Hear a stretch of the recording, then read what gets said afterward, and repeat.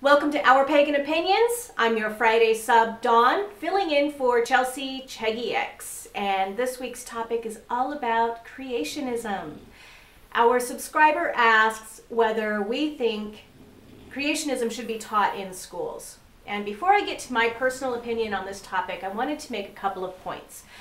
First of all, one of the points that I want to make is that, and I've said this before in my own videos on my own channel, that I believe that the pendulum has swung, or it is swinging to the other side rather, and we are bordering that apex of where science today is the church of yesterday.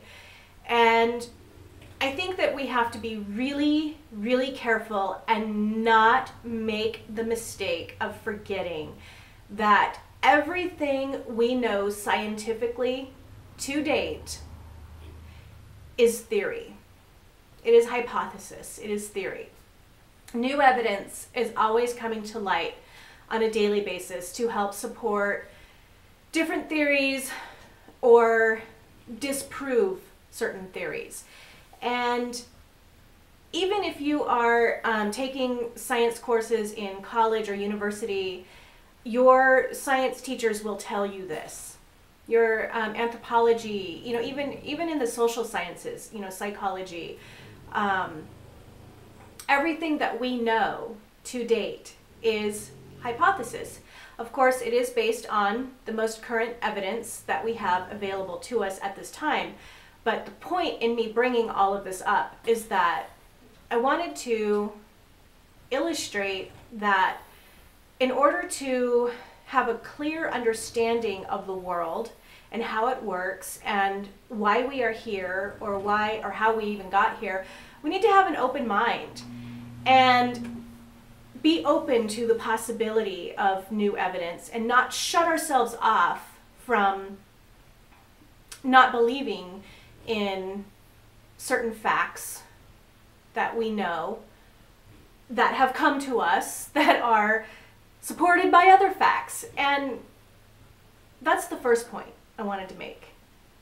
To be open, have a sense of possibility about the world and a sense of wonderment about the world.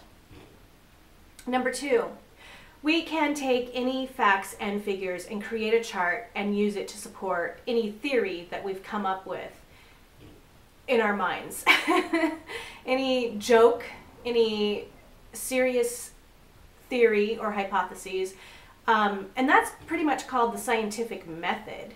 Basically, you are making a guess about something, and then you go out and you collect evidence in order to support your theory or your guess. And that's the other point I wanted to make. And the third point that I wanted to make is that we create our own reality. We create our own reality based on beliefs. And what we choose to believe about our world, ourselves, reality in general, however we arrive at making this decision is, however it happens, it happens. But the point is that we can choose to deny or accept certain facts because it either supports us or it doesn't support us. Okay, having said all three of those things, I want to go on now with my own personal opinion. A couple of years ago, I was taking a speech class in college, and I did a speech on Pastafarianism. It seems that in 2005, a concerned citizen by the name of Bobby Henderson submitted an open letter to the Kansas School Board. And the open letter, the content of that letter was basically his concern over the fact that the Kansas School Board had recently voted to teach creationism in their school systems. And Bobby's concern, or Mr. Henderson's concern, was that it was just one theory of how we got here. And he wanted his theories to be taught side by side with creationism, evolution, and also Pastafarianism. And it started as kind of a joke. It was a satirical letter submitted to illustrate and prove a point about how the three things that I just mentioned can limit us in our worldview. And for those of you who are familiar with Pastafarianism, you know what I'm talking about. You know the Flying Spaghetti Monster and Talk Like a Pirate Day, celebrated on September 19th. And oh, by the way, Happy Friday, Happy Holy Day, Ramen. Bobby's letter, the content of his letter included certain facts and figures, and he created charts to illustrate different things, you know, to make his point that correlation is not causation or vice versa. One of the charts that I was particularly fond of, or I got quite the chuckle out of, was that global warming is directly caused by the amount of pirates in the world. And if you think about it, you know, global warming has gone up while the number of pirates has gone down over the past 100 or so years. And it is a joke, and it's funny, and it's humorous to think about. But on the serious side of it, there's a lot to consider, because it means that we can take anything out of the air and put it together into a chart and make it all pretty and prove a point. Well, did we really prove that point, or are we back to the fact that everything we know and believe today is just theory or hypotheses? So, anyway, my personal opinion about teaching creationism in school. Personally, if creationism is to be taught in the public schools, it needs to be referenced and framed as a specific theory based on specific spiritual or religious beliefs.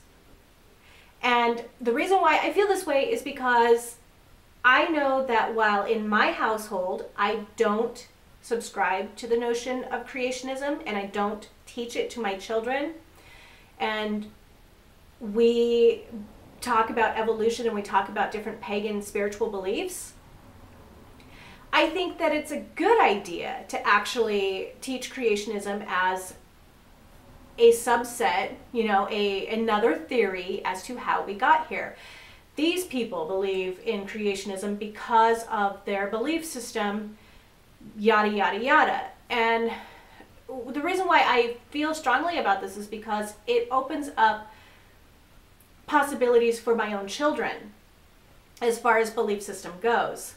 Yes, I do encourage them to believe in certain spiritual beliefs, but I want them to make their own choices. And I think that by opening up different paths for them, you know, exposing them to different thoughts or different belief systems, I'm allowing them to get a taste of what it's like, you know, coming from that particular angle. So if creationism is taught in schools, I prefer personally that it be taught side by side with evolution, as well as Pastafarianism, the Flying Spaghetti Monster, as well as pagan creation stories and myths, as well as Hindu and Muslim, well, I guess Muslim would be part of the Abrahamic religious traditions. But, you know, I think that exposing our children to those different thought, beliefs, patterns, whatever, is actually a good thing. And it's all about how you frame it. It's all about how you present it. And I would have no problem with my children learning about theories of evolution or theories of creation, intelligent design. You know, I don't have a problem with it at all. I feel that if it's going to be taught, however, it needs to be fair and balanced, and every side needs to be represented. And it kind of goes in line with, you know, what I was saying earlier about science of today is, you know, the pendulum is swinging to the point where we are the church of yesterday, that we are only accepting of one particular idea and discounting all the rest because we have hard facts and hard evidence to prove that this is the way it is, when new evidence and new hard facts are discovered every single day. And we need to be open to different possibilities. Sure, believe in what you believe in because it is supported by hard evidence and facts, but always remain open to the possibility that, you know, this new piece of evidence might change the story just a little bit. And that is my personal belief, and I'm sticking to it, but I do reserve the right to change my mind. So anyway, thank you for watching. You have a blessed Friday. Ramen. Oh, I think I just committed a Pastafarian sin. I am not dressed in pirate gear as I'm talking about the flying spaghetti monster, so please forgive me. I hope I do not go to hell where there is rotten beer and all the strippers have STDs. Ramen.